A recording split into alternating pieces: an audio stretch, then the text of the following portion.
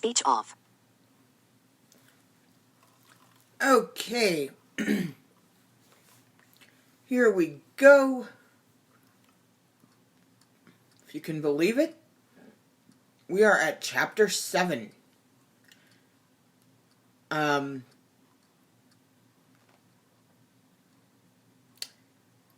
Which is pretty good for an idea that I just sort of threw out and people thought, yeah, do it, you know? So, I think all the kinks are worked out of it. So, here we go. This is actually chapter 7. A Mad Tea Party. There was a table set out under a tree in front of the house, and the March Hare and the Hatter were having tea at it. A dormouse was sitting between them, fast asleep, and the other two were using it as a cushion, resting their elbows on it and talking over its head. Very uncomfortable for the dormouse, thought Alice. Only, as it's asleep, I suppose it doesn't mind.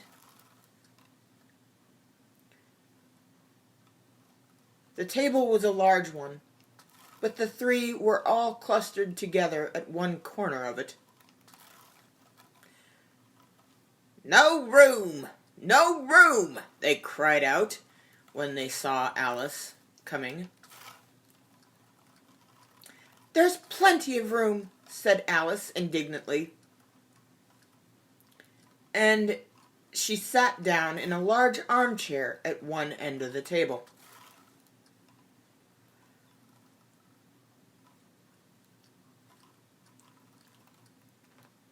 "Have some wine?" the March Hare asked in an encouraging tone.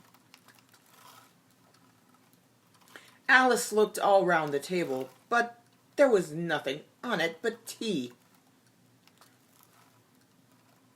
"I don't see any wine," she remarked. "There isn't any," said the March Hare. "Then it wasn't very civil of you to offer it," said Alice angrily. "It wasn't very civil of you to sit down without being invited," said the March Hare. "I didn't know it was your table," said Alice. "It's laid for a great many more than 3. "Your hair wants cutting," said the Hatter. He had been looking at Alice for some time with great curiosity, and this was his first speech.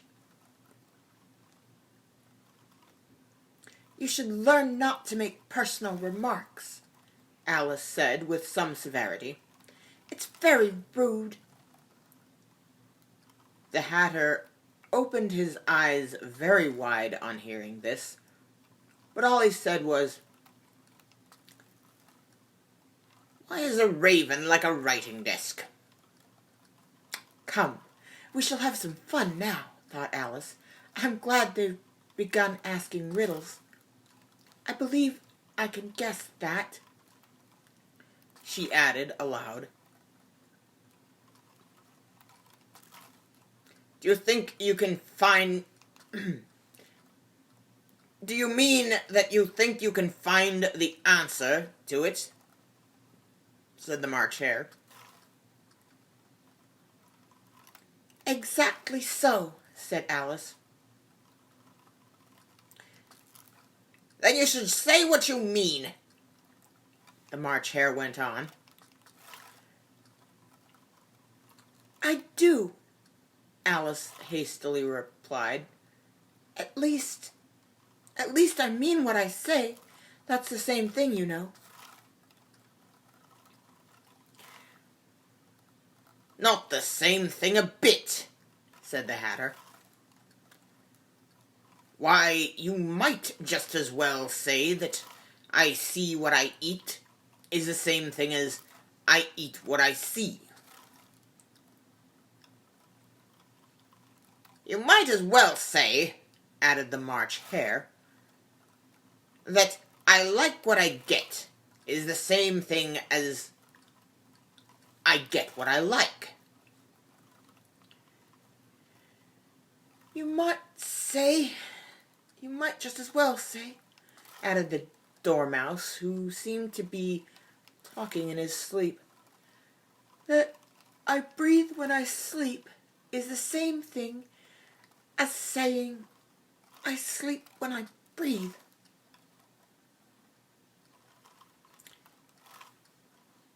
It is the same thing with you, said the Hatter, and here the conversation dropped, and the party sat silent for a minute, while Alice thought over all she could remember about ravens and writing desks.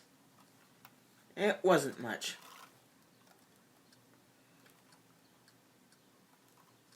The Hatter was the first to break the silence. What day of the month is it? He said, turning to Alice. He had taken his watch out of his pocket and was looking at it uneasily, shaking it every now and then and holding it to his ear. Alice considered a little and said, "The 4th." 2 days wrong, said the Hatter. I told you butter wouldn't suit the works, he added angrily, looking at the March Hare.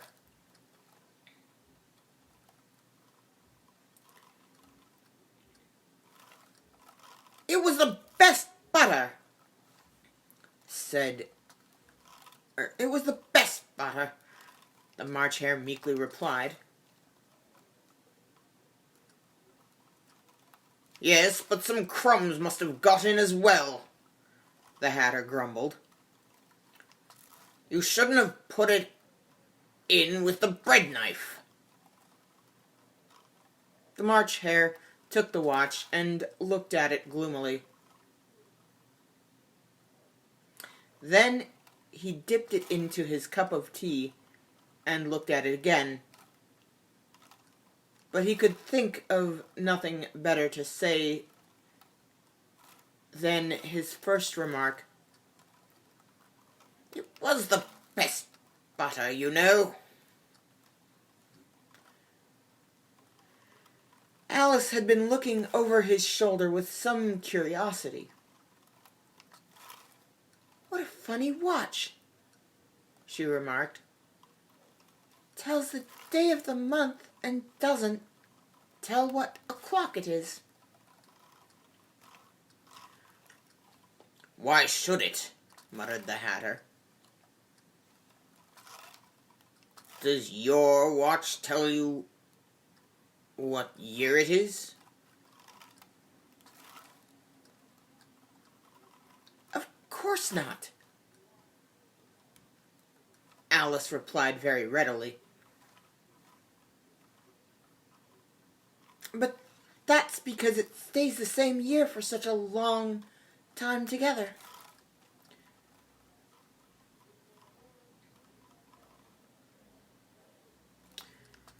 Which is just the case with mine, said the Hatter. Alice felt dreadfully puzzled. The Hatter's remark seemed to her to have no sort of meaning in it. And yet it was certainly English. I don't quite understand you, she said, politely as she could.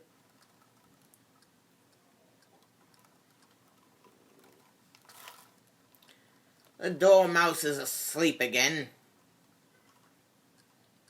said the Hatter, and he poured a little hot tea onto its nose.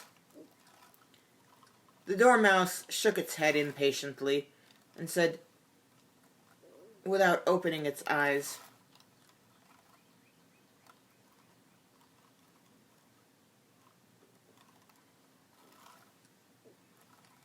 course, of course. Just what I was going to remark myself.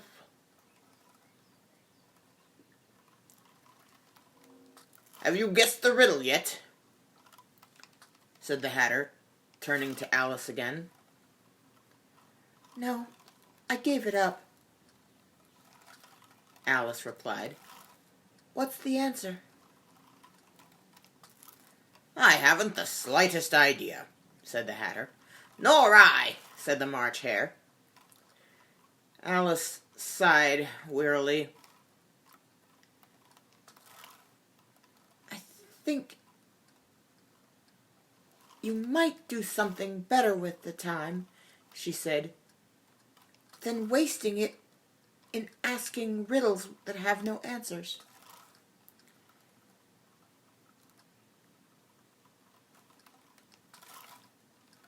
If you knew time as well as I do, said the Hatter, you wouldn't talk about wasting it. It's him.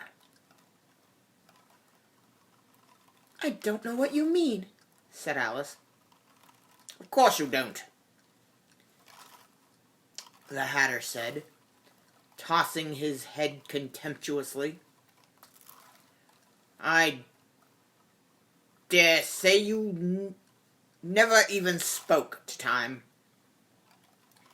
Perhaps not, Alice cautiously replied, but I know I have to beat time when I learn music.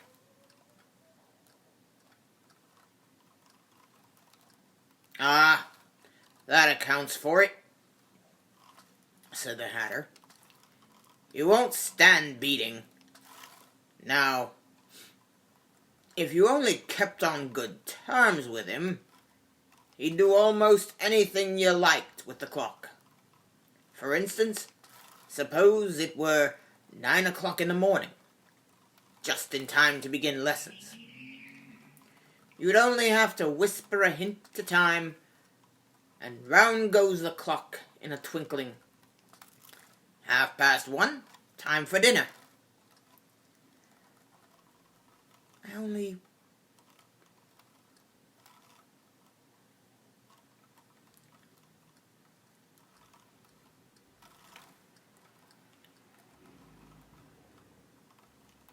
only wish it was, the March Hare said to itself in a whisper.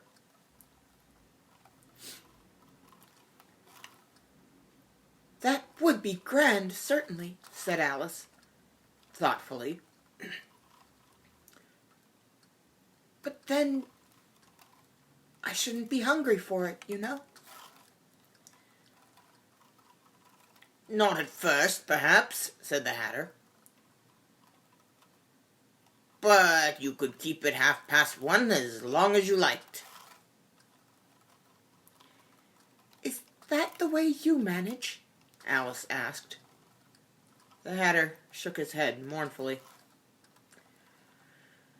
Not I, he replied.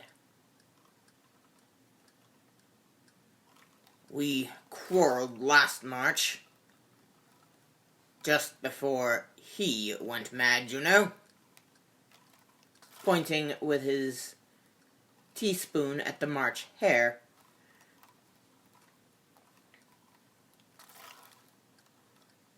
It was at the great concert given by the Queen of Hearts, and I had to sing, Twinkle, twinkle, little bat, how I wonder what you're at. You know the song, perhaps? I've heard something like it, said Alice. It goes on, you know, the Hatter continued, in this way. Up above the world so high, up above the world you fly, like a tea tray in the sky, twinkle, twinkle. Here, the Dormouse shook itself and began singing in its sleep. Twinkle, twinkle, twinkle, twinkle. And went on so long that they had to pinch it to wake it up. And you can't see it, but I thought I shut my door. Apparently the dog was in here this whole time. So if you hear tags and things, that is what you're hearing. Maybe at the end of this I'll see if he's still here. I'll see if I can get him up to come up beside me.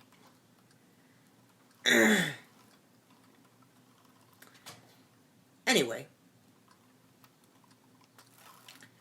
Well, I'd hardly finished the first verse, said the Hatter, when the Queen bawled out,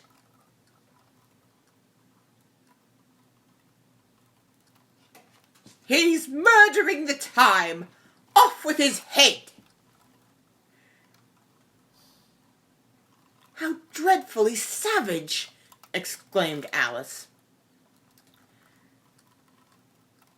"And ever since that," the Hatter went on, in a mournful tone, "you won't do a thing I ask. It's always 6 o'clock now." A bright idea came into Alice's head. "Is that the reason so many tea things are put out here?" she asked. "Yes, that's it," said the Hatter with a sigh. "It's always tea time, and we've no time to wash the things between whiles." "Then you keep moving round, I suppose," said Alice. "Exactly that," said the Hatter. "And the things get used up." "But when you come to the beginning again," Alice ventured to ask. "Suppose we change the subject," the March Hare interrupted, yawning. "I'm getting tired of this.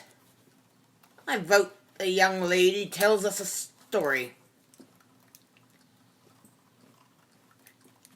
"I'm afraid I don't know one," said Alice, rather alarmed at the proposal.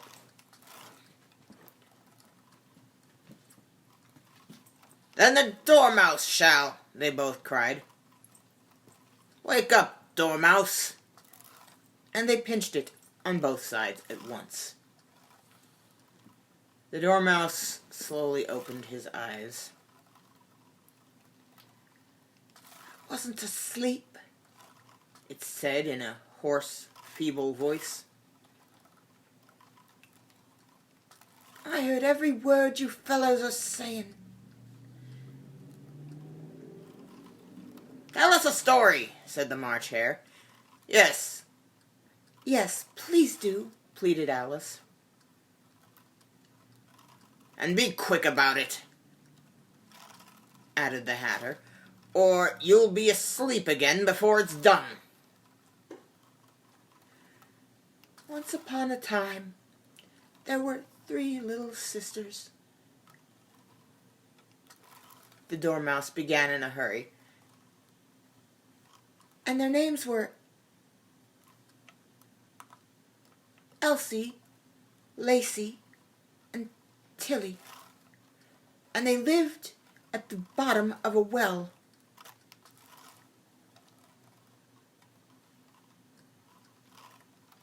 "What did they live on?" said Alice, who always took a great interest in questions of eating and drinking. "They lived on treacle," said the Dormouse, after thinking a minute or two.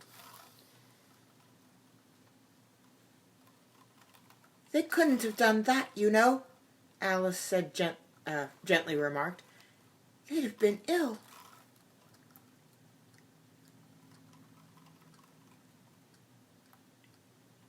"So they were," said the Dormouse. "Very ill." Alice tried a little to fancy to herself what such an extraordinary way of living would be like, but it puzzled her too much.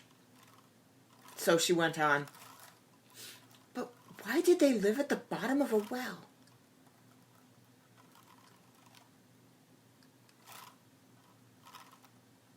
"Take some more tea," the March Hare said to Alice very earnestly. "I've had nothing yet," Alice replied in an offended tone, "so I can't take more." "You mean you can't take less?" said the Hatter. "It's very easy to take more than nothing."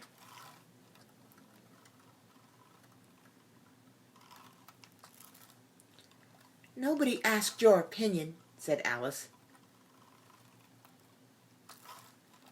"Who's making personal remarks now?" the Hatter asked triumphantly. Alice did not quite know what to say to this, so she helped herself to some tea and bread and butter, and then turned to the Dormouse and repeated her question. "Why did they live at the bottom of a well?" The Dormouse again took a minute or two to think about it, and then said, "It was a treacle well."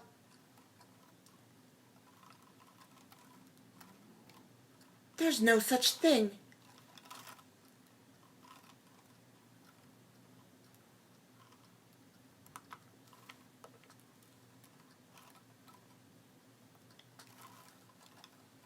Alice was beginning very angrily, but the Hatter and the March Hare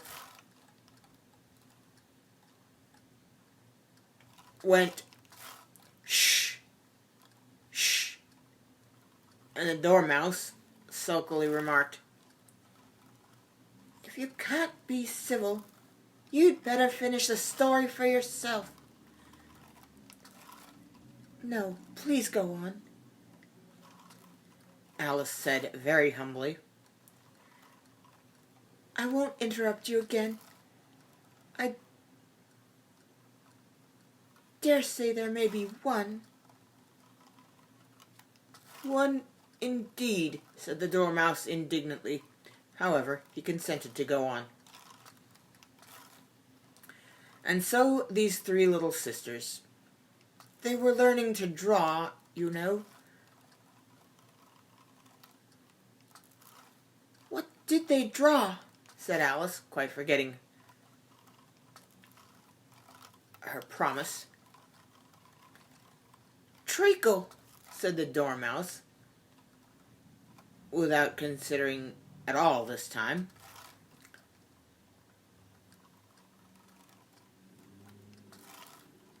"I want a clean cup," interrupted the Hatter. "Let's all move one place on." He moved on as he spoke, and the Dormouse followed him, and the March Hare moved into the Dormouse's place, and Alice rather unwillingly took the place of the March Hare. The Hatter was the only one who got any advantage from the change, and Alice was a great deal worse off than before, as the March Hare had just upset the milk jug into his plate. Alice did not wish to offend the Dormouse again, so she began very cautiously. "But I don't understand. Where did they draw the treacle from?"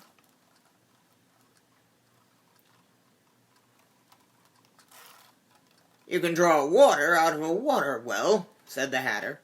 "So I should think you could draw treacle out of a treacle well. Eh, stupid?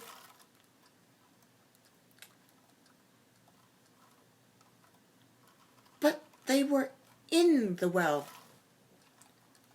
Alice said to the Dormouse, not choosing to notice this last remark. Of course they were, said the Dormouse. Well in. This answer so confused poor Alice that she let the Dormouse go on for some time without interrupting it.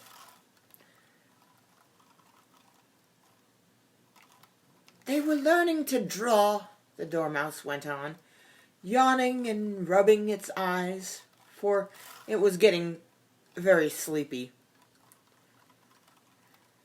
And they drew all manner of things, everything that begins with an M. Why an M? Said Alice. Why not? Said the March Hare. Alice was silent. The Dormouse had closed its eyes by this time, and was going off into a doze. But, on being pinched by the Hatter, it woke up again with a little shriek, and went on. That begins with an M, such as mouse traps, and the moon, and memory, and muchness.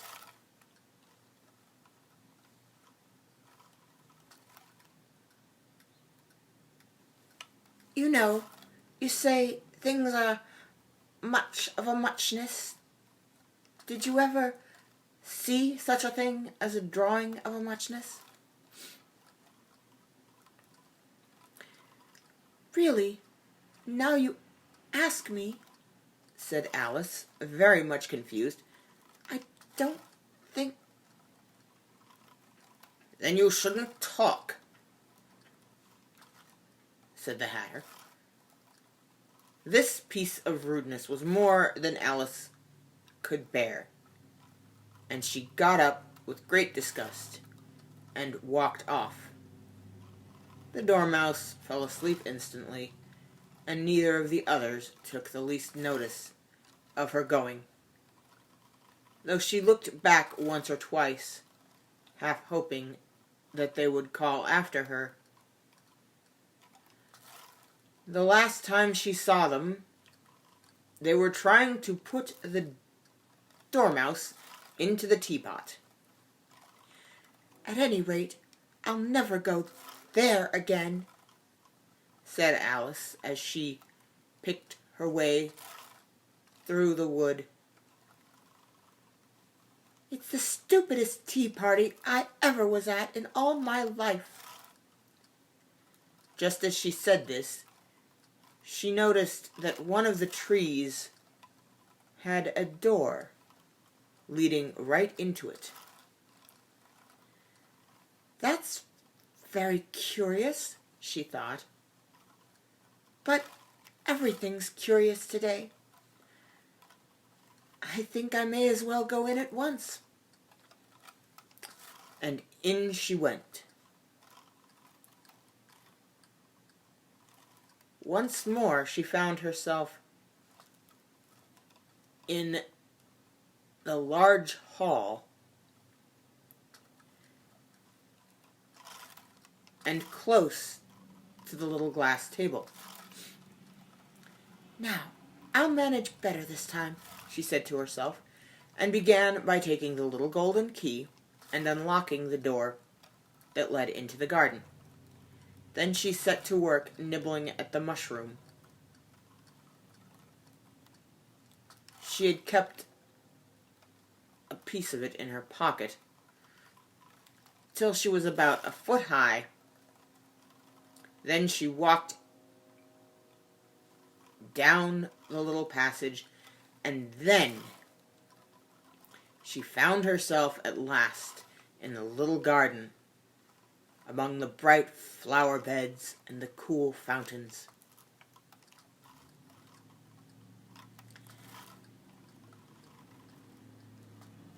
And that is Chapter 8, or Chapter 7. We will do Chapter 8 tomorrow.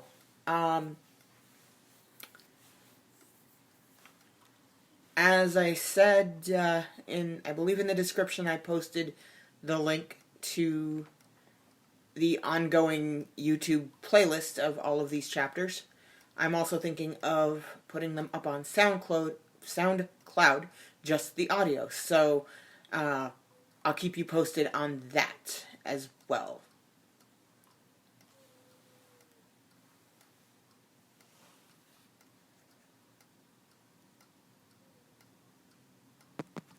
Speech on. Comment section. Formats. Button. Creative tools. Flipped. Flashlights. Invite. Comment. Finish. Button.